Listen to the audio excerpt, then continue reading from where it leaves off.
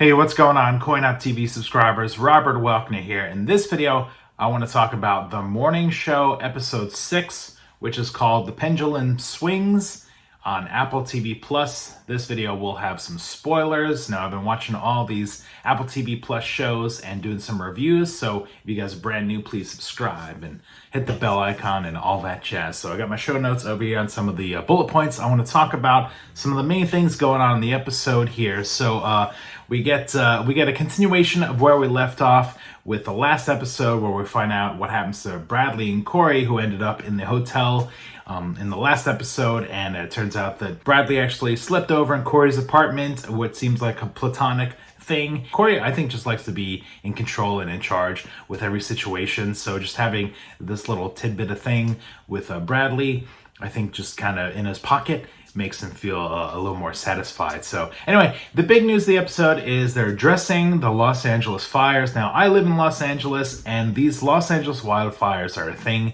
It seems a couple times a year we are handcuffed with what we can do about it, and it's an ongoing issue and a tragedy and you know, something not to be taken lightly. And I think the way they sort of handled it in the episode was tame and tasteful. It just seemed sort of strange because I feel like, you know, I was just watching the news a couple weeks ago and there was some wildfires going on, and now I'm suddenly watching it in my Apple TV program here, and it all seems very much like, okay, ripping those headlines into a script and putting it onto a show.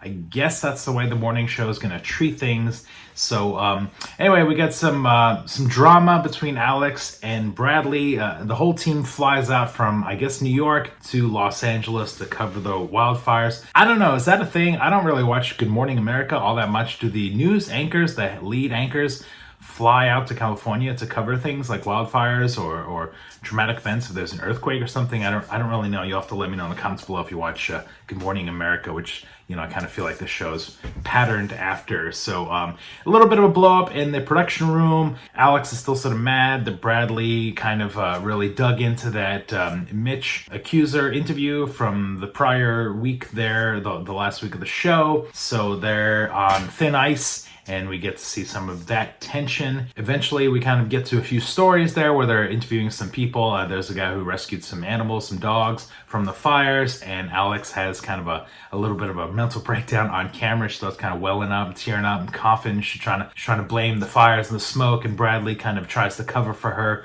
which is great as a good wingman for somebody on camera. This is live, so they she's covering for her, so that's great. And then it turns out that basically Alex's husband is looking to get a divorce, and they've had kind of this separated fake marriage anyway for years and years, and now he's like, you know, I'm kind of done with the bogus marriage and I want to get a divorce, and you know, let's make this happen. It's going to be public. And Alex is like, no, you know, this is going to break up the family and my daughter, and it's not going to be a good PR move. I'm the America's mother, America's wife, the face of America, basically, on the morning show, and that's a fear of hers, which is true. I mean, this is what happens, you know, with celebs or non-celebs. You know, they want to keep up appearances. So that is kind of a true thing, but you know, it's kind of funny to see. You know, I mean, not funny, but it's interesting to see Jennifer Aniston really putting on some acting chops here. She's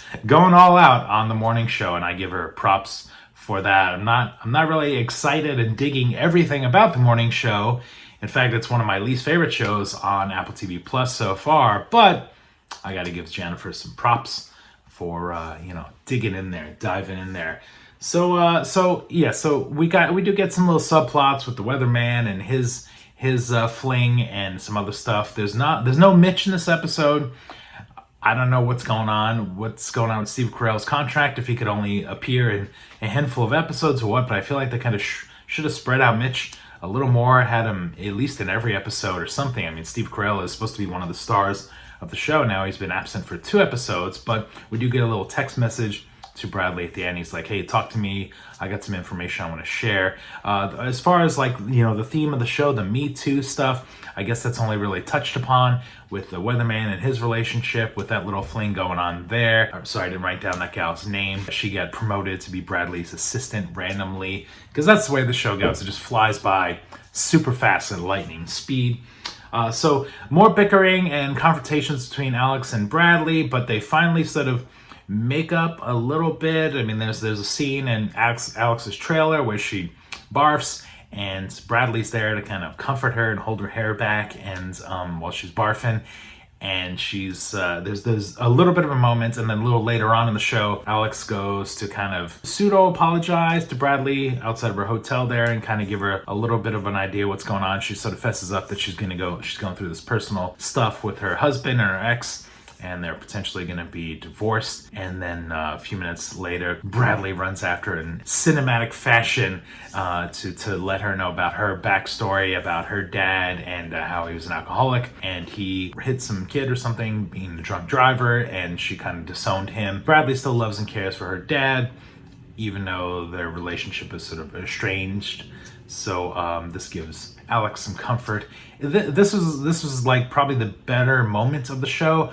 First of all, the actors in the show, Reese and Jennifer Aniston are good actors, and the characters they're playing when they kind of slow down and calm down and relax and actually have human moments actually engage me more when that stuff is happening. It's hard to sort of explain, but when they're being TV and show busy, that all, maybe because I'm already in that world as it is, just seems so rapid fire and fast and silly. But when it kind of calms down a little bit, those are some good moments. And plus, I know that we're the show is set in the LA wildfires and stuff like that, but cinematically the show actually looked really good. I mean, the way things were, sometimes it looked like they were just on a soundstage and green screen, but a lot of it actually looked really nice with the backgrounds and the setting and the camera movement and some of the shots of their, just the way they looked and stuff like that, I thought was really nice. So I appreciated the way some of the show looked in this episode cinematically. Also, we get to, I wrote down here, we get more Chip. Chip is more prominently featured. I think he's the executive producer of the morning show.